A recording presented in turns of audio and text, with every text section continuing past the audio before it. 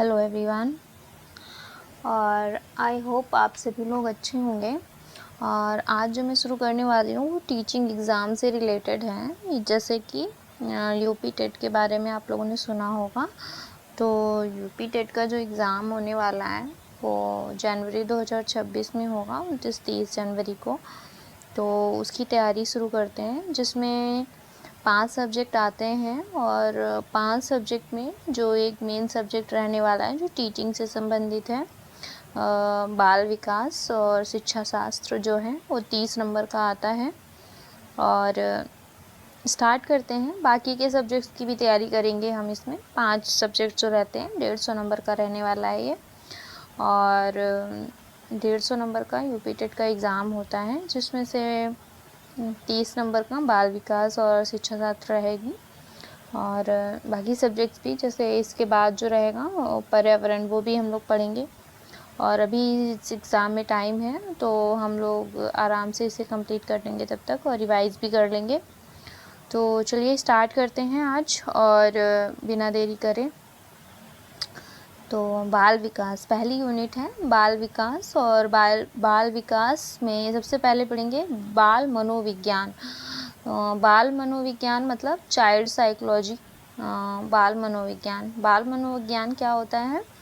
मानव विकास का अध्ययन मनोविज्ञान की जिस शाखा के अंतर्गत किया जाता है उसे बाल मनोविज्ञान कहते हैं। इसमें क्या होता है? मानव विकास का अध्ययन किया जाता है, उस शाखा को बाल मनोविज्ञान कहते हैं। और अब आता है कि बाल विकास किसे, दोनों ही अलग चीज़ें हैं। बाल मनोविज्ञान अलग है, बाल विकास अलग है। दोनों ही टर्म्स में थोड़ा सा अंतर है, इसे ध्यान से समझना होगा। कि इसके जो क्वेश्चंस भी मैं कराऊंगी, इसके बहुत सारे क्वेश्चंस हैं जो मेरे पास, मैं उनको भी कराऊंगी, ताकि थ्योरी पढ़ने के बाद क्वेश्चंस करेंगे तो समझ में आएगा।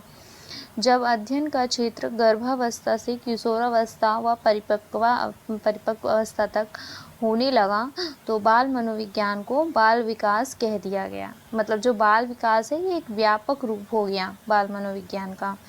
और इसके बाद एक मतलब इसमें मैंने इम्पॉर्टेंट टर्म्स लिखे हुए हैं जो एग्ज़ाम में पूछे गए हैं। विश्व अंतर्राष्ट्रीय बाल दिवस जो है ये कब से मनाया शुरू हुआ है? इसको 1979 से। अब अगला है बाल्यावस्था के प्रशिक्षण का जो प्रभाव है वो बालक के बाद की व्यावसायिक दक्षताओं पर और समायोजन पर पड़ता है। ये कहा था किसने? प्लेटो ने। और ये किस में इन्होंने बताया है? ये इनकी बुक है रिपब्लिक। तो पूछा जाता है जो रिपब्लिक बुक है वो किसकी है? तो प्लेटो की है। उसमें इन्होंने बोला है कि जो बाल्यावस्था के प्रशिक्षण का जो प्रभाव है वो बालक के बाद की व्यावसायिक दक्षताओं पर और समायोजन पर पड़ता है। और अगला है स्कूल ऑफ इन्फेंसी की जो स्थापना है वो किसने की थी? स्कूल ऑफ इन्फेंसी की स्थापना 1628 ईस्वी में जोहन अमोस कॉमेनियस ने की थी। जोहन अमोस कॉमेनियस ने 1628 में स्कूल ऑफ इन्फेंसी की स्थापना की थी। बालक के विकास का प्रथम बार वैज्ञानिक विवरण 18वीं शताब्दी मतलब 1774 ईस्वी में प्रस्तुत किया था। किसने? पहली बार जो किया था वो पेस्ट्रोलॉजी ने किया था। बालक के विकास का प्रथम बार वैज्ञानिक विवरण जो दिया था वो पेस्ट्रोलॉजी ने दिया था। और ये क्वेश्चन भी पूछा गया है। और ये क्यों? इनके स्वयं के जो 3.5 साल का जो बच्चा था, इनका पुत्र था, उसमें इनके बेबी बायोग्राफी पर ये आधारित है। और ये इन्होंने बताया है, ये पूछा भी गया है। अमेरिका में बाल अध्ययन आंदोलन जो हुआ था वो 19वीं शताब्दी मतलब 1893 में हुआ था। और ये किसके द्वारा? स्टैनली हॉल ने। और इनकी क्या था? इनकी संस्थाओं की स्थापना करी है। कौन सी स्टैनली हॉल ने संस्थाओं की स्थापना करी है? चाइल्ड स्टडी सोसाइटी की और चाइल्ड वेलफेयर ऑर्गेनाइजेशन की स्थापना करी है।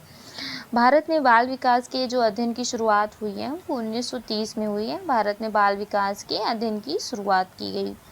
अब आते हैं इनकी कुछ परिभाषाएं हैं। कई बार पूछा जाता है कि ये परिभाषा बाल विकास की परिभाषा किसके द्वारा दी गई है? तो एक बार पढ़ लेते हैं। 4-5 लोग हैं, उनको पढ़ लेते हैं।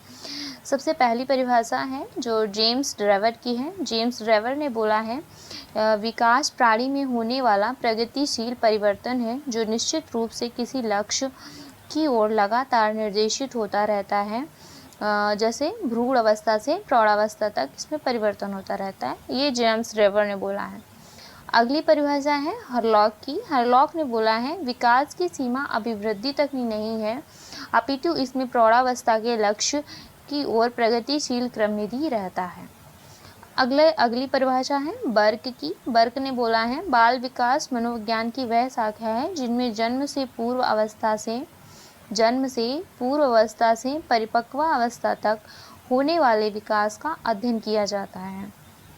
क्रो एंड क्रो, ये इम्पॉर्टेंट है, इनकी है परिभाषा। बाल विकास वह वैज्ञानिक अध्ययन है जिसमें गर्भावस्था के प्रारंभ से किशोरावस्था के प्रारंभ तक होने वाले विकास का अध्ययन किया जाता है। अब अगला है कि बाल गृह की जो स्थापना हुई थी वो कहाँ हुई थी। सबसे पहले 1887 न्यूयॉर्क में हुई थी और ये की गई थी बाल अपराधियों को सुधारने के लिए।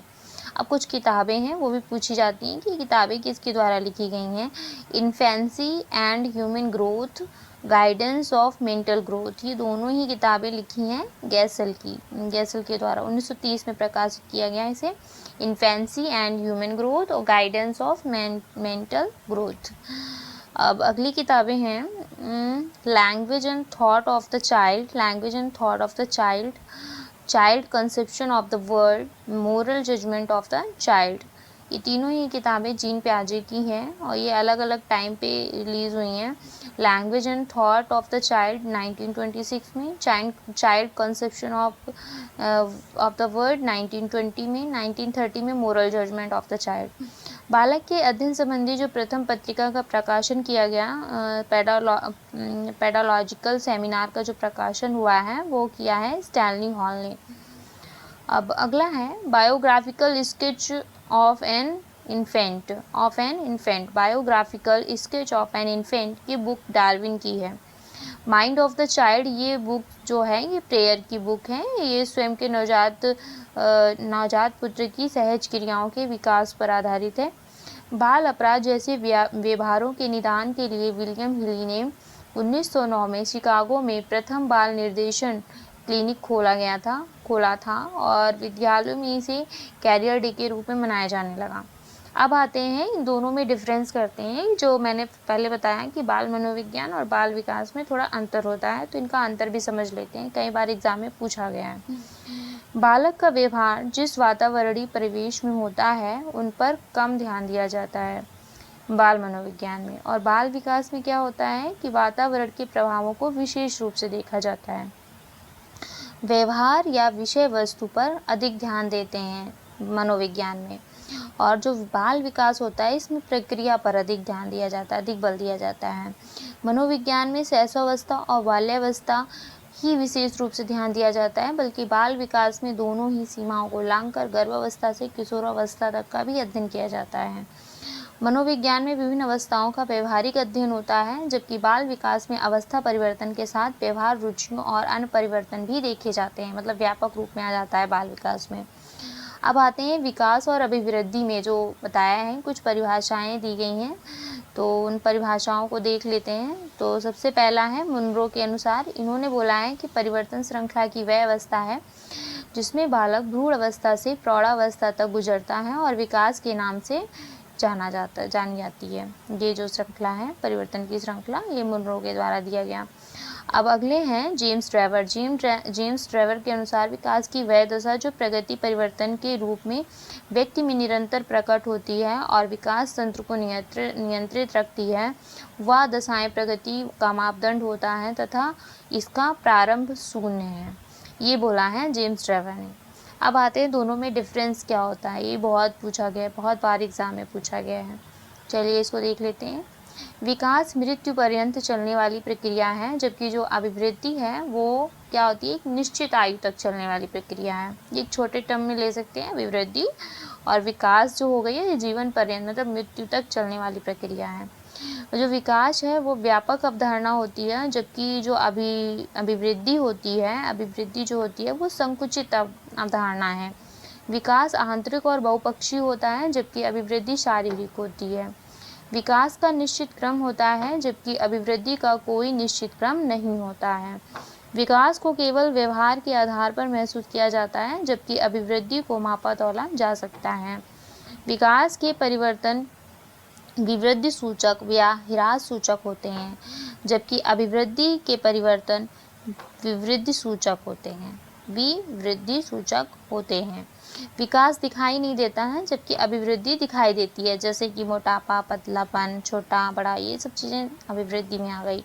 विकास स्वतंत्र व चहुमुखी होता है, जबकि अभिवृद्धि विकास का ही एक हिस्सा है। अब आते हैं कि कुछ सिद्धांत पे जो बहुत बार पूछे गए हैं।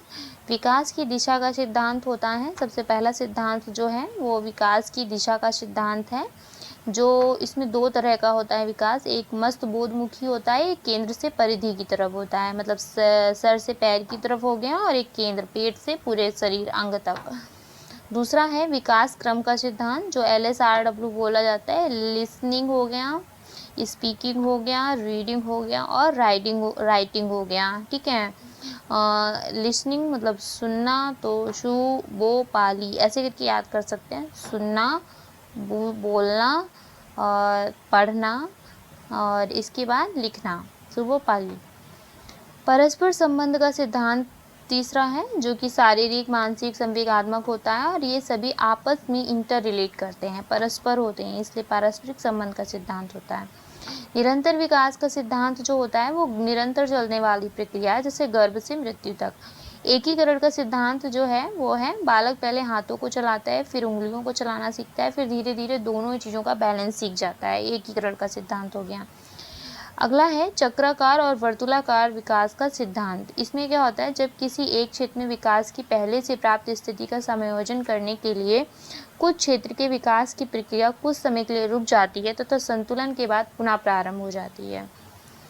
और इसके बाद है वंशानुक्रम और वातावरण की अंतःक्रिया का सिद्धांत। ये इसमें क्या होता है कि इन दोनों का जो वंशानुक्रम और वातावरण जो विकास है, इन दोनों का अंतःक्रिया का मतलब होता है, अंतःक्रिया से होता है, एक से नहीं, दोनों चीज़ों का समायोजन जरूरी है। और इसके बाद है व्यक्तिगत विभिन्नता का सिद्धांत। एक ही आयु के बालक बालिका के शारीरिक, संवेगात्मक और सामाजिक भिन्नता रखते हैं, उसे व्यक्तिगत विभिन्नता का सिद्धांत कहते हैं। समान प्रतिमान का सिद्धांत क्या होता है, जो सभी बालकों का विकास शारीरिक, मानसिक, भाषा, संवेगात्मक समान रूप से होता है, तो समान प्रतिमान का सिद्धांत है। और सामान्य से विशिष्ट क्रियाओं का सिद्धांत है। बालक पहले सामान्य क्रियाएं करता है और बाद में विशिष्ट क्रियाएं करता है, तो सामान्य से विशिष्ट क्रियाओं का सिद्धांत जो है ये बाल विकास में। तो कुल यहाँ पे 10 सिद्धांत बताए गए हैं बाल विकास के। अब अगला है विकास के विभिन्न आयाम की और अवस्थाएं भी बताई गई हैं, और ये अलग अलग राइटर्स के अलग अलग हैं। रॉस के अनुसार बताया गया है कि जो शैशवावस्था है वो 1 से 3 साल तक रहती है। प्रारंभिक बाल्यावस्था रहती है 3 से 6 वर्ष, उत्तर बाल्यावस्था 6 से 12 वर्ष, और किशोरावस्था 12 से 18 वर्ष। कहने का मतलब इन्होंने बाल्यावस्था को 2 में बांट दिया है, प्रारंभिक और उत्तर, मतलब 3 से 6, 6 से 12। ठीक है। अब अगले हैं शैली के अनुसार। शैली के अनुसार 3 अवस्थाएं बताई गई हैं, शैशवावस्था, बाल्यावस्था, किशोरावस्था। शैशवावस्था को इन्होंने 1 से 5 कर दिया है, बाल्यावस्था को 5 से 13, किशोरावस्था को 13 से 19। अब आते हैं ईवी हरलॉक के अनुसार। ईवी हरलॉक के अनुसार गर्भावस्था आया है, मतलब इससे पहले तो शैशवावस्था बता रहे हैं दोनों, अब इसमें हरलॉक बताते हैं गर्भावस्था से, जिसमें गर्भधारण से जन्म तक हो गया गर्भावस्था, और शैशवावस्था जो हो गया वो जन्म से 14 दिन तक, और शिशु अवस्था हो गया 14 दिन से 2 वर्ष। इसके बाद आता है मतलब शिशु अवस्था जो है, शैशवावस्था जो है वो 2 में शैशवावस्था, शिशु अवस्था हो गई। और इसके बाद है पूर्व बाल्यावस्था, जो 2 से 6 होती है, पूर्व बाल्यावस्था है हरलॉक के अनुसार। उत्तर बाल्यावस्था 6 से 12 वर्ष हो गई। पूर्व किशोरावस्था जो है वो 12 से 14 वर्ष है बालिका की, और बालक की है 12 से 15। मध्य किशोरावस्था जो होती है वो बालिका की 14 से 17 और बालक की 15 से 17। इसके बाद आता है उत्तर किशोरावस्था, जिसमें 17 से 21 साल हैं दोनों के लिए ही। तो इन्होंने बाल्यावस्था को पूर्व और उत्तर में बांटा है, मतलब 2 से 6, 6 से 12, और किशोरावस्था को 3 में बांटा है, पूर्व, मध्य और उत्तर। पूर्व में है 12 से 14 बालक के लिए 1 साल ज़्यादा हो गया, 12 से 15। मध्य किशोरावस्था हो गया 14 से 17, और बालिका के लिए हो गया 14 से 17, बालक के लिए हो गया 15 से 17। उत्तर किशोरावस्था हो गया 17 से 21 वर्ष। अब आते हैं कौल सैनिक। कौल सैनिक के अनुसार भी अवस्थाएं अलग अलग हैं। गर्भावस्था, गर्भधारण से जन्म तक। शैशवावस्था, जन्म से 1 माह तक और इससे पहले 4 सप्ताह तक पूर्व शैशवावस्था रहेगी। मध्य शैशवावस्था जो है 1 माह से 16 माह तक और उत्तर शैशवावस्था 15 माह से 30 माह तक। पूर्व बाल्यावस्था 30 माह से 5 वर्ष तक। मध्य बाल्यावस्था जो है वो 5 वर्ष से 9 वर्ष तक। उत्तर बाल्यावस्था 9 वर्ष से 12 वर्ष तक। तो इन्होंने भी बाल्यावस्था को 3 पार्ट्स में बांटा है, 30 माह से 5 वर्ष तक और 5 से 9, 9 से 12। अब किशोरावस्था जो इन्होंने बताई है वो एक ही बताई, 12 से 21। अब आते हैं कौल के अनुसार, ये भी इम्पॉर्टेंट है। कौल के अनुसार एग्जाम में भी पूछा गया तो हेल्प करेगा। गर्भावस्था बताई है इन्होंने, गर्भधारण से जन्म तक। शैशवावस्था हो जाएगी जन्म से 2 वर्ष। पूर्व बाल्यावस्था 2 से 6 वर्ष। मध्य बाल्यावस्था हो जाएगी, पूर्व बाल्यावस्था 2 से 6 हो गया, मध्य हो जाएगी 6 से 12 बालक के लिए और बालिका के लिए हो जाएगी 6 से 10, 2 साल कम बालिका के लिए। उत्तर बाल्यावस्था में बालक 6 से 14 हो जाएगा, बालिका 10 से 12, अगेन 2 साल कम। पूर्व किशोरावस्था जो हो जाएगी वो बालक की 14 से 16 साल हो जाएगी और बालिका की 12 से 14 वर्ष हो जाएगी। और इसमें है मध्य किशोरावस्था। मध्य किशोरावस्था बालक की 16 से 18 वर्ष, बालिका की 14 से 17 वर्ष, बालक 18 से 20 वर्ष हो जाएगा उत्तर किशोरावस्था में और बालिका हो जाएगी 17 से 20 वर्ष। ये आपको हो सकता है लग रहा हो कि थोड़ा सा लेंथी हो गया है, लेकिन आप इसे अच्छे से पढ़ लेंगे तो आपको समझ में आ जाएगा। और ये मैंने इसलिए यहाँ पे लिया है क्योंकि एग्ज़ाम में पूछा भी गया है कि कौल सैनिक के अनुसार जो जैसे पूछ लिया कि जो पूर्व बाल्यावस्था है उसका समय क्या है, उत्तर बाल्यावस्था है उसका समय क्या है, किशोरावस्था का समय क्या है, इस तरह से मैं पूछा गया है, इसलिए मैंने इसको अलग अलग लिया है। आप इसको एक बार देख लेंगे तो आपको समझ में आ जाएगा और आपको आसानी से याद भी हो जाएगा। चलिए बाय बाय, पार्ट 2 इसका करेंगे अगले दिन।